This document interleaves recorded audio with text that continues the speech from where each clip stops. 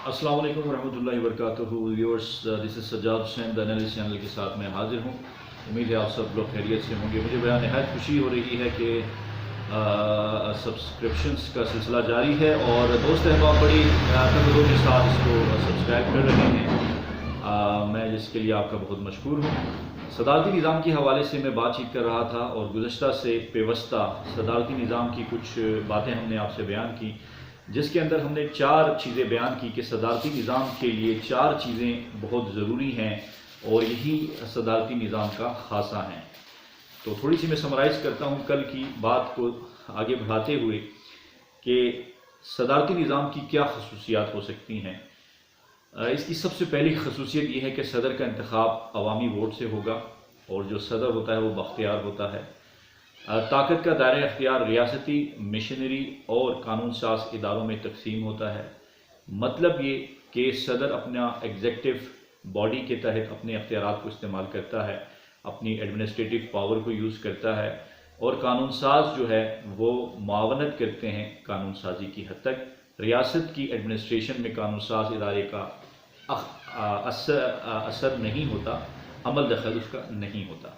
उसके बाद रियासत के इदारे फौरी तौर पर फैसले और काम कर सकेंगे। रियासत के काम करने की जो रफ्तार है वो पार्लिमानी निज़ाम से कदरे बेहतर होती है और इससे सियासी इस्तेहकाम आता है और मुल्क के अंदर सियासी मुद्दत पूरी होती है। तो ये सदारती निज़ाम के 4 अहम नुकात थे। अब गुज़श्ता मैंने बयान किया आपको सदारती निज़ाम की कुछ खूबियाँ और आज मैं बयान करूँगा आपको सदारती निज़ाम की कुछ कमज़ोरियाँ जिसको भी मद्देनज़र रखने की अहम ज़रूरत होती है। सदारती निज़ाम की सबसे पहली कमज़ोरी जिसे हम अथॉरिटेरियनिज़्म कहते हैं कि सदर जो है बाख्तियार हो जाता है, जिससे शख्सी अख्तियारात में इजाफ़ा होता है। एक शख्स ताकतवर हो जाता है और वो अपनी ताकत को इस्तेमाल करता है। अगर ये शख्स एक जिसे हम कहते हैं सदारती नशिस्त के लिए, अख्तियारात के लिए सदारती ताकत को संभाल सकता है तो ये निज़ाम बहुत अच्छा चलता है।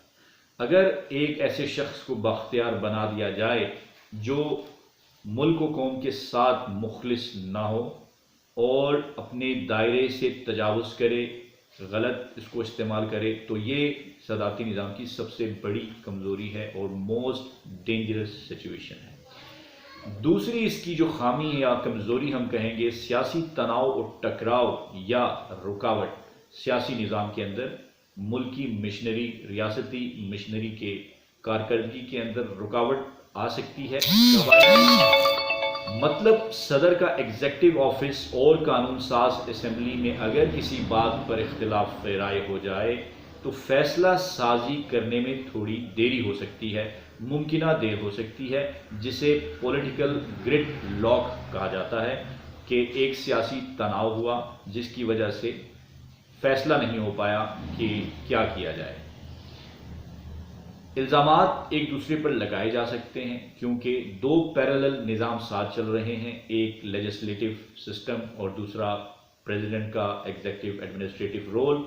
तो इस सूरत में पार्लियामेंट जिसे हम कहते हैं पार्लिमानी सिस्टम के जो लेजिस्लेटर्स हैं, कानून साजी के जो जिम्मेदार हैं, वो ये इल्ज़ाम लगा सकते हैं सदर के ऊपर कि आप उन खामियों के लिए रिस्पॉन्सिबल हैं, या सदर इनके ऊपर इल्ज़ाम लगा सकता है कि आप रिस्पॉन्सिबल हैं गलत फैसलों के लिए। तो इसे ब्लेम गेम कहा जाता है कि एक दूसरे को मोरिद इल्ज़ाम ठहरा सकते हैं।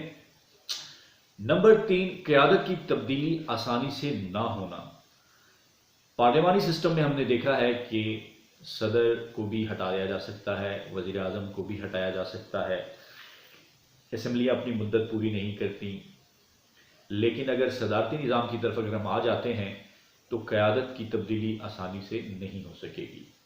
अगर सदर गलत फैसले कर भी ले तो उसको आसानी के साथ चैलेंज नहीं किया जा सकता और ना ही सदर को गलत फैसलों पर फौरी तौर पे निकाला जा सकता है। तो ये एक इंतहाई ख़तरनाक कमज़ोरी आप कहें। जिस तरह हमने कहा कि पहली कमज़ोरी सदारती निज़ाम की वो शख्सी ताकत है, एक शख्स की, एक फ़र्द वाहिद की ताकत को बढ़ा देती है ये निज़ाम।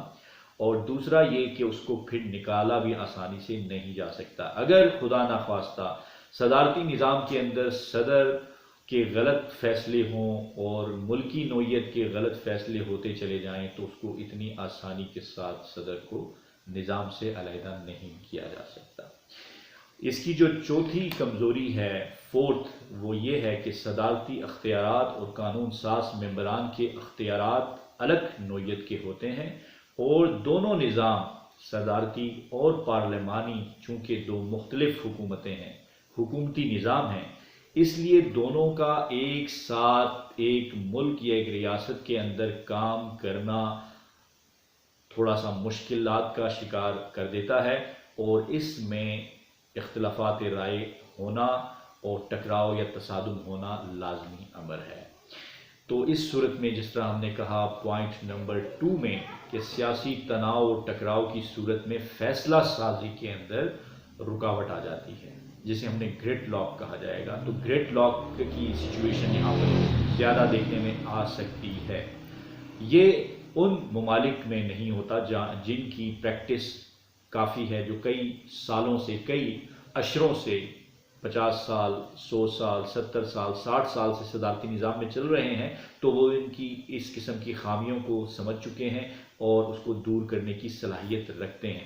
کیا پاکستان کے اندر اگر صدارتی نظام آتا ہے، شخصی طاقت فرد واحد کو صدر کو دی جاتی ہے، تو کیا وہ شخص اس کا اہل ہوگا؟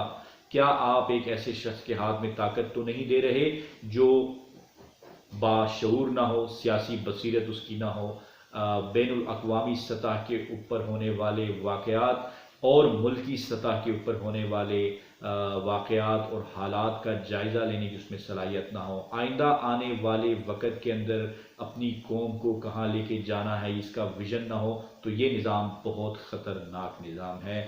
صدارتی نظام میں غلطی کی گنجائش، یاد رکھیں، نہیں ہوگی۔ مختصر صدارتی نظام جو سوگر دنیا میں رائج ہیں، وہ 3 طرح کے ہم ان کو تقسیم کرتے ہیں۔ ایک صدارتی نظام جو وزیر اعظم کے ساتھ ہوتا ہے، جس میں صدر صرف ایک ڈمی نہیں ہوتا، سمبل آف فیڈریشن برائے نام نہیں ہوتا، بلکہ اس کا ایگزیکٹو پاورز ہوتے ہیں۔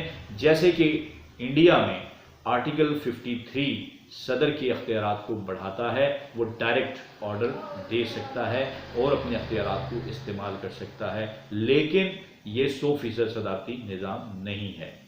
قزاقستان کے اندر صدارتی نظام موجود ہے، جس کے اندر صدر کی بھی پاور ہیں، سیم ایز انڈین۔ دوسرا ایک نظام ایسا ہے جس کو ہم 100% صدارتی نظام کہیں گے، جس کے اندر صدر جو ہے وہ تقریباً آپ یوں سمجھے آل ان آل ہوتا ہے۔ جس صدارتی نظام کی ہم ڈسکرپشن دے رہے ہیں وہ آپ نے سن لی ہوگی۔ دوسرا صدارتی نظام جو ہے وہ ایک سپریم لیڈر کی موجودگی میں ہوتا ہے۔ مطلب یہ کہ سپریم لیڈر بھی جو ہے وہ صدر کے اوپر ہوتا ہے، اور سپریم لیڈر جو ہے وہ صدر سے جواب طلبی کر سکتا ہے، جیسا کہ ایران کے اندر ہے۔ ایرانین پریزیڈنشل سسٹم کے اندر اس وقت خامنائی صاحب جو ہیں وہ ان کو سپریم لیڈر ہیں۔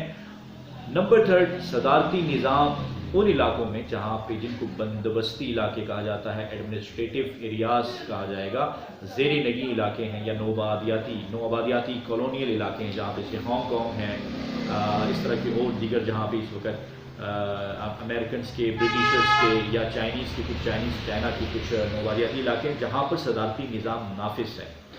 تو یہ کچھ خامیاں ہیں صدارتی نظام کے اندر، جس میں سب سے بڑی جو خامی کہہ لیں، یہی اس کی خوبی ہے اور یہی صدارتی نظام کی سب سے بڑی خامی ہے کہ آپ ایک فرد واحد کو، پریزیڈنٹ کو آپ پاور دیتے ہیں، اور اگر وہ اس پاور کو صحیح استعمال کرے گا تو صدارتی نظام is the best system of ruling in the world. لیکن اگر یہاں پر صدر جو ہے اپنے اختیارات کو نہیں سمجھ پائے، اپنے کردار کو، اپنے ملکی جو حساس اس کو جو ایک ذمہ داری دی گئی اس کو نہیں سمجھ پائے گا، تو غلط فیصلوں کا ہونا بھی یہاں پر ممکن ہے، جس کی وجہ سے صدارتی نظام کی وہ ثمرات نہیں مل سکیں گے۔ تو امید کرتا ہوں آپ کو یہ ویڈیو پسند آئی ہوگی۔ آپ سبسکرائب کرتے رہیے اور اس کو شیئر کرتی رہیے انشاءاللہ۔ اب جو میرا اگلا مرحلہ ہوگا وہ ہوگا پاکستان کے سینیریو کے اندر کہ what type of presidential system actually Pakistan required. Pakistan is a multicultural country. یہاں پہ بہت زیادہ ایتھنک گروپس یہاں پہ رہتے ہیں، اس کے 4 صوبے، 4 languages, 4 culture, Gilgit Baltistan and Kashmir is also there, FATA and tribal areas جو ہیں ہمارے وہ بھی یہاں پر موجود ہیں۔ یہاں پہ لوگوں کی زبان، رنگ، نسل اور بہت سارے بینگ مسلم، سب مسلمان تو ہیں، اقلیتیں بھی موجود ہیں، اور ساتھ میں بہت زیادہ مسالک یا مذاہب جسے کہا جاتا ہے فرقے موجود ہیں۔ یہاں پہ بہت زیادہ ڈویژنز ہیں۔ آخر پریزیڈنشل سسٹم پاکستان میں کس طرح سے لاگو ہوگا، اس کو کس طریقے سے کامیاب کیا جا سکے گا، اس کے بارے میں انشاءاللہ میں آنے والے دنوں کے اندر ایک ڈیٹیل ریسرچ کے بعد ایک ویڈیو بناؤں گا انشاءاللہ، جس میں ہم پاکستان کے اندر پاسبلٹیز کو ہم ڈسکس کریں گے پریزیڈنشل سسٹم کی۔ کیا پاکستان کے لیے پریزیڈنشل سسٹم سوٹیبل ہے؟ اگر سوٹیبل ہے تو وہ کس قسم کا پریزیڈنشل سسٹم ہوگا، اس کے خد و حال کیا ہونے چاہیے، اس کے اندر جو کمزوریاں صدارتی نظام میں جو پائی جاتی ہیں اس کو کیسے دور کیا جائے، جو خدشات لاحق ہوتے ہیں صدارتی نظام سے اس کا حل کیا ہوگا، تو اس کے بارے میں ہم ڈیٹیل گفتگو کریں گے انشاءاللہ آنے والی ویڈیو کے اندر۔ میں آپ تمام کا بہت مشکور ہوں۔ I am so much thankful to you for watching my videos and subscribing and liking my video. تو انشاءاللہ آنے والے وقت کے اندر مزید بہتر سے بہتر ویڈیوز اور اچھے ٹاپکس پہ بنانے کی کوشش کی جائے گی۔ One nation theory, one nation concept, ایک ملک ایک قوم کی طرف یہ سفر جاری و ساری رہے گا۔ میں آپ تمام کا بہت شکر گزار ہوں۔ Thank you so much for watching my video. اللہ حافظ۔ اللہ تعالیٰ آپ سب کا حامی و ناصر ہو۔ بہت بہت شکریہ۔